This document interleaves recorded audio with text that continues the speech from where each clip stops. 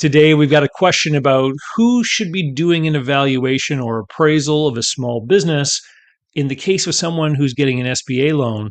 But we're going to broaden the conversation to talk about appraisals, evaluations, conflicts of interest, and all kinds of other stuff that may be important in your business life. Stay tuned. I'm David C. Barnett, and you're tuned in to Small Business and Deal Making, the podcast, YouTube channel, and blog where I talk about buying, selling, financing, and managing small and medium-sized businesses while controlling risk. So if you're looking to take control of your future through buying a business one day, or if you already own a business and you're looking to grow or exit, you've come to the right place. I talk about interesting things, I talk to interesting people, and I answer your questions every week right here. So be sure to hit like and be sure to hit subscribe, and let's get to it. Are you thinking of growing your business or beginning a journey into entrepreneurship? Take a shortcut to success by buying an existing and profitable business the right way. Visit businessbuyeradvantage.com and learn more about my online training, group coaching, and consulting services designed to help you win. All right, so I got a really great question that came by email. That was a follow-up question to a one-on-one consulting call that I had with a gentleman. Here, let me read the question because the entire video today is going to be done within the context of this question. We're going to get back to answer it here at the end of the video. But he writes, if we decided to go the SBA loan route for her to purchase the business, would you qualify as someone who could do the valuation since you're a former business broker, or would the bank have to appoint someone? So what is being discussed here? Well, this client called me up because they're a business owner. They want to sell the business, and they want to sell the business to someone who works in the business today. So someone on the team wants to be the buyer. And the two of them have worked out a deal.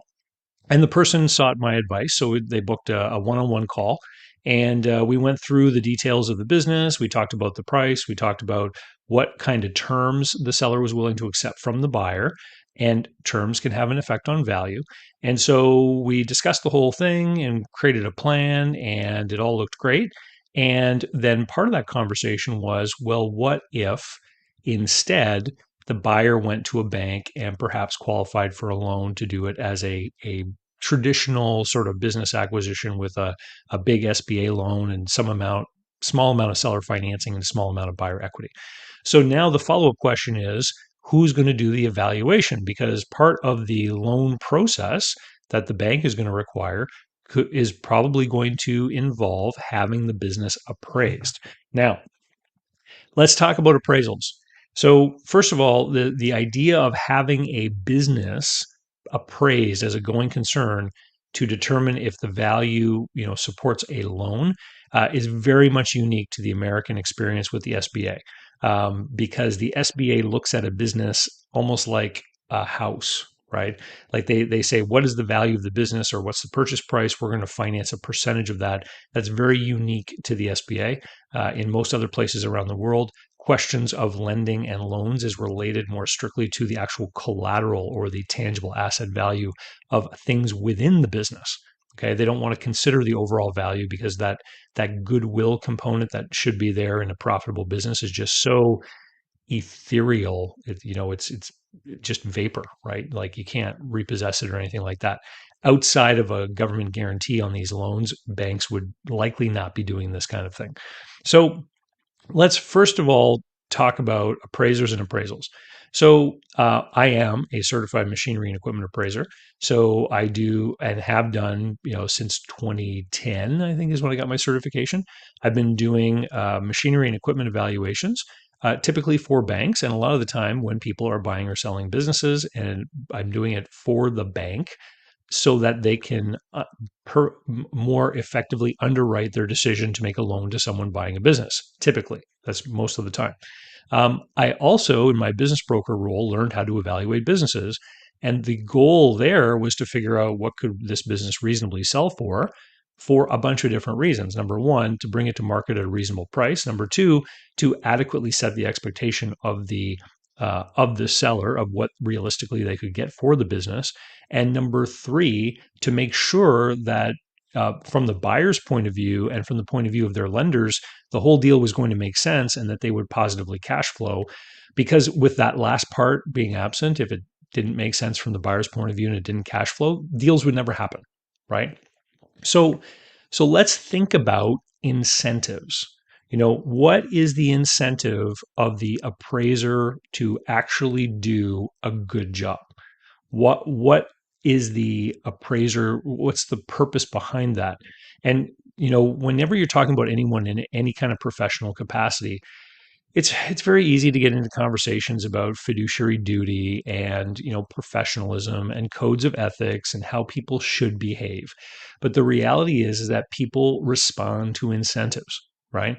So let's think about the evaluations I did in my business brokerage office, and it's different from today. So this is important. So I was highly incentivized to create evaluations that were realistic, because if my sellers weren't properly prepared for what to expect in an offer, they would not accept the offers that would be forthcoming. So, in order for me to actually get a seller to accept a reasonable offer, I had to make sure their expectations were correctly set, and I had to make sure that the deal would make sense for the buyer. Why? Because without those expectations being set, I would never get any deals done. And ultimately, I was incentivized to a high degree by getting a deal done to earn a commission check, right? So the incentives between myself, the buyer, and ultimately the seller who wanted to do a deal and get out of a business were all in alignment, because my goal, my incentive was to make sure that the evaluation was realistic so that we could actually get deals done. Okay. So this is important because we want to understand the incentives of the evaluator or the appraiser. Now, in my current role, I do evaluations for buyers and sellers of businesses, and I also do that machinery and equipment stuff. So let's think about my incentives in those cases. So from the buyer's point of view, when a buyer hires me to do an evaluation of a business to figure out what a reasonable offer might be, my incentive is entirely in alignment with the buyer, because even though I'm not earning a commission from the deal, I have to make sure that I take care of that buyer with respect to protecting my reputation and making sure that if that person feels that they've been well served, so that if they need my services again in the future, they'll want to come back, right? The same kind of incentives that for example causes your dentist to want to give a good job when they do a filling in your mouth, right? They want you to come back, right? And with sellers, equally, I'm serving the seller by doing an evaluation of their business, again, to adequately set their expectation of what their business might reasonably sell for. Even though I don't have an interest in an ultimate commission being earned, I want to make sure that I set them up with realistic expectations. And I would argue that in that particular capacity, my incentive is actually better in line than some of the people out there who are doing business brokerage, because some people who are doing business brokerage, they believe that they are incentivized to get the listing versus making the business sale happen, right? And so if you believe your incentive isn't getting the listing, it could cause you to have a bias in the process that might allow you to deliver a higher value because you want to get the listing if you feel you're competing with other brokers. And so this is why understanding incentives is so important. When it comes to machinery and equipment appraisal, what is the incentive? Well, again, I want to deliver a realistic value, because as a machinery and equipment appraiser, I am always concerned that my work will end up in some kind of challenge, and it has happened, right? And so I've ended up going to court to defend my values, and I've ended up in situations where interested parties have hired other appraisers to evaluate my appraisal and review all of the data and review the work that went into the appraisal, right? And so when I'm doing that work, this is always the caution in the back of my mind, is that this work may be subject to scrutiny. And so if I don't do a good job, if it's not defensible, and defensible is often the word that's used, the appraisal has to be defensible, unbiased, etc. And so that at the end of it, when you're ready to submit the report, you always sit back and you go, okay, If somebody challenges this, if I have to go and defend myself in front of other appraisers who might re-examine my work, what is going to happen, right? So, so as you might imagine, these different incentives create potentially, whether consciously or subconsciously, biases in the minds of the people doing the appraisal work. So, in the case of the person who is asking the question, let's go back and read it again. So he's saying, if we decided to go the SBA loan route for her to purchase the business, would you qualify as someone who could do the evaluation since you're a former broker, or would the bank have to appoint someone? So let's talk about qualifications. Okay. So qualifications, there are many different certifications out there for people that do different kind of appraisal work. And large organizations like the SBA or like a big bank, they do not have the ability to vet and investigate every person who's going to be creating some kind of evaluation or appraisal that they might consider. So what do they do then instead is they rely upon these third parties, these institutes or associations, whoever the issuing party is that creates the credential, right? And so there are several different credentials out there for business valuation. I have not gone through any of the programs to earn any of those credentials. I just have 15 years of experience doing the work, first as a broker and then later as a consultant.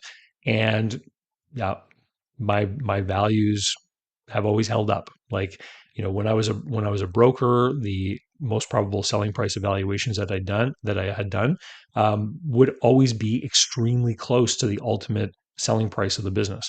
So I was validated in the process, and ultimately, there's certain keys, right? Like you go through these different methodologies which help you determine what the price is, but at the end of the day, it's got to make sense from a cash flow point of view for the buyer, right? Unless the buyer is going to be some kind of strategic sort of thing. And then you're kind of pinning hope on top of the valuation, right? Like, oh, we think we can get someone to pay double the value of this business because we think we can find someone who can, do X, Y, and Z and it'll be worth more to them. Well, when you start to introduce those kinds of elements into the case, what you're doing is you're relying upon the luck that or the hope that you will find the buyer who just happens to live with that set of circumstances, right? And it just makes it more it in my mind, it makes it a little bit less realistic. So qualifications. So there are going to be different qualifications out there. Some lenders are going to require that. So to specifically answer the question about qualifications, that bank may not accept an evaluation that I might do, even though the evaluations that I might do serve my buying and selling clients very well when it comes time to look at small businesses. So you're going to have to find someone else. Now, what is the goal of the person asking the question, right? So they are a seller. After speaking with me, looking at the deal, understanding who the buyer is, they've come to an agreement already on what they want to do. They were going to sell the business with extremely generous terms to the buyer. One of the things that I explained to them is that the terms actually enhance the value of the business opportunity for the buyer, right? So if you can buy a valuable thing with 100% financing, no money down, is it worth would you pay a higher price versus if you had to come up with a significant down payment, right? And then sign a personal guarantee to a bank versus a personal guarantee to a seller, right? These different guarantees have more weight behind them, right? The actual terms of the deal can impact the price. So a deal between a buyer and a seller where the seller is willing to finance the entire purchase for the right buyer, that buyer may be willing to pay a higher price because there's more value there. Change the scenario and say, now we're going to introduce a third party lender who's going to write an SBA loan. And now the buyer is going to pay this huge amount up front. And then instead of owing the seller money, owe the bank money, right? Then that deal is going to be worth a different amount to that buyer. So the goal in this situation is for the seller to find an appraiser who has an interest in delivering the highest possible appraisal value for the business, right? Because whatever price they agree upon, if the appraisal comes in below that price, then the bank is going to have an issue. They're going to say, well, we're not willing to make as big a loan because the appraisal has come in below. So, how do we, for lack of a better term, game the system to try to make sure that the appraisal we get is for the highest possible value, right? We need to consider incentives again. So, who is incentivized to give the highest possible value, right? Let's look at the sort of internal workings of a bank.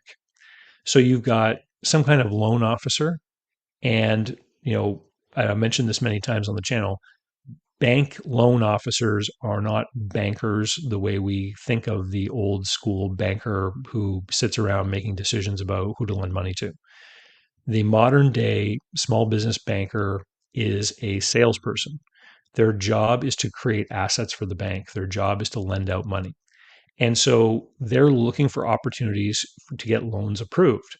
And so if they think that your deal is a good one and they think that the bank will agree to it, then they're going to invest their time on working on your file. They're then going to submit this to the underwriting department. The underwriting department has to agree that the file makes sense. Okay. And so if they agree, the next part is going to be sort of the bank's underwriting due diligence to make sure that everything is in alignment to secure the bank's position. And part of the alignment of securing the bank's position in the case of an American SBA loan, guaranteed by the SBA, is going to be getting that SBA stamp of approval. And that's either going to come from the bank applying for the SBA to approve this loan in the case of certain lenders, or in the case of other lenders that are kind of pre-approved, they can just go ahead and do the loan, but the file has to withstand scrutiny in an audit if the SBA comes and takes a look at the file. And one of the things that is on that checklist is going to be an appraisal, right? So let's think about it from the bank's point of view. The banker has invested the time in your file. They believe that it's a good deal. They've worked on it. They want the deal to close, and they are incentivized to make loans. They want to get their deals approved because they want to hit their target for the quarter and get a bonus or whatever it is, right? Positive performance review, whatever. They want, once the banker decides, I want to do this deal, I think it's realistic, they want to get it through. The underwriting department, once they've determined that they think it's a good deal, they want to get it done too, because while they are sort of the defensive line of the bank to make sure that bad files don't get through, once they've decided that they think it's good, they also want to do the loan. And ultimately, depending on the lender, they may or may not have to wear the problems if the loan goes bad. Because in some instances, what's happening is these banks are originating the loans that are then being sold off and packaged together into investment opportunities for other people. So if ultimately things do go bad, it's not necessarily the bank that may be wearing the problem. Okay. So the banker, the underwriter, the bank itself, they're all incentivized to now get this deal done. What do they then need? Well, they need an appraisal to check the box on the SBA due diligence list. And so they've developed relationships with different appraisers who appraise businesses, right? And so just ask yourself this question.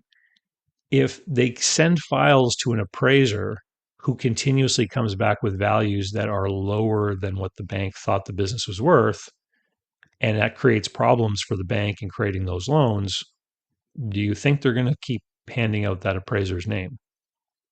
Right? So, what does it mean? It means that there's actually an incentive on the part of these business appraisers to deliver reports that are going to allow the machine to function.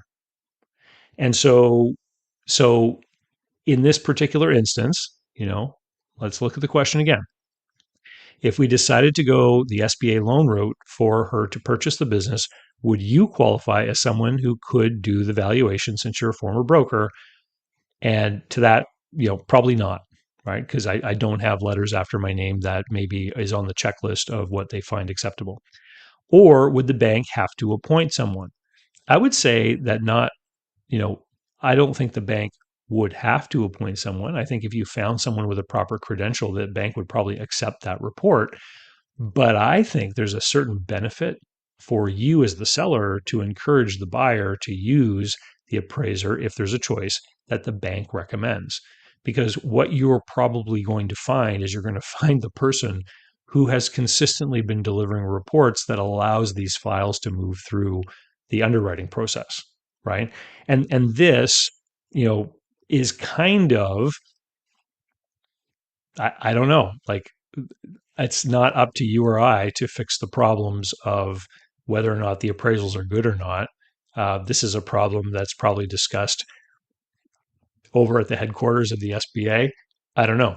I know that other bankers have expressed to me the fact that they are very concerned about conflicts of interest with the people that do evaluations. In my work as a certified machinery and equipment appraiser, I have to manage the conflicts or the perception of conflicts of interest all the time. So the biggest one, of course, is simply that the person that hires us to do an evaluation is going to have a predetermined number that they want to achieve, right? So somebody who wants a bunch of trucks appraised for a business purchase, they might say, hey, let's say it's a buyer and seller. They might say, hey, let's collude together to inflate the value of the truck so that the buyer can get a bigger loan from the bank to buy the business. Well, then they hire me as an appraiser and they might say, we want you to appraise these trucks for $1 million, right? So what kind of position does that put me in, right? Because I'm worried that if I have to defend this appraisal, that I won't be able to because they're trying to manipulate me. So how do I manage the conflict? Well, the way that I do it is I tell them, look, I have to be able to demonstrate to the bank that I was never under any pressure or duress to determine a predetermined value. And the way that I do that, number one, is I always ask for payment in advance. So people have to pay me for an equipment appraisal before we start the project so that they don't have any leverage over me, right? And so they pay, I do the appraisal, I deliver the report to the lender directly because the lender is the client in the case of the way we manage it, and they own the report. So the business buyer is hiring me to do work for the bank, and the bank is the client. And after we do this a few times for the bankers and they begin to realize that these are, well done reports that are arriving at defensible values, then they love it. They start to insist that people get us to do these appraisals. And so it's the better way to sort of manage the conflict, I think. But at the end of the day, if someone brazenly said to me, we need you to evaluate these 20 trucks for $1 million,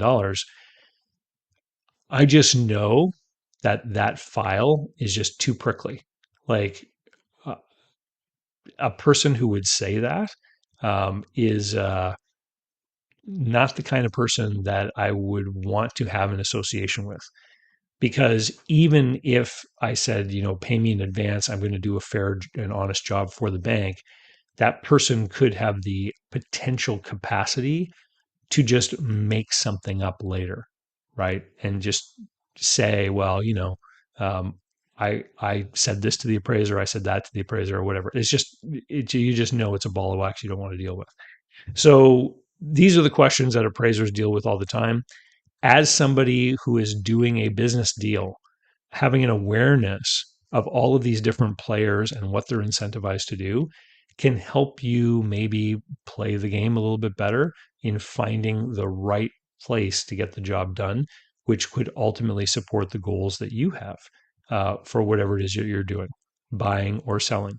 And, again, this is why, for example, as a business buyer, you may not want to rely on an appraisal that was done by an appraiser who was recommended by a bank making a loan as a determinant of value, now that you understand what kind of incentives that appraiser may be operating under. Anyway, if you have any experience with this, or if you've run into this kind of thing before, or have a story to share, please head down in the comments, put your information down there. And if you are somebody who wants to have us help you out with evaluating a business that you might want to buy, head on over to businessbuyeradvantage.com. Businessbuyeradvantage.com is where you can find all the information about all the services that we do for people who want to buy a business, and our main evaluation product, where we actually will look at a file for you, do an analysis, determine what we think the value is and what some reasonable offers would be, is called a buyer insight analysis. And if you go down to the bottom of the page at businessbuyeradvantage.com, you can watch a whole video where I walk you through what that process looks like. And with that, I'll say thank you very much, and see you next time.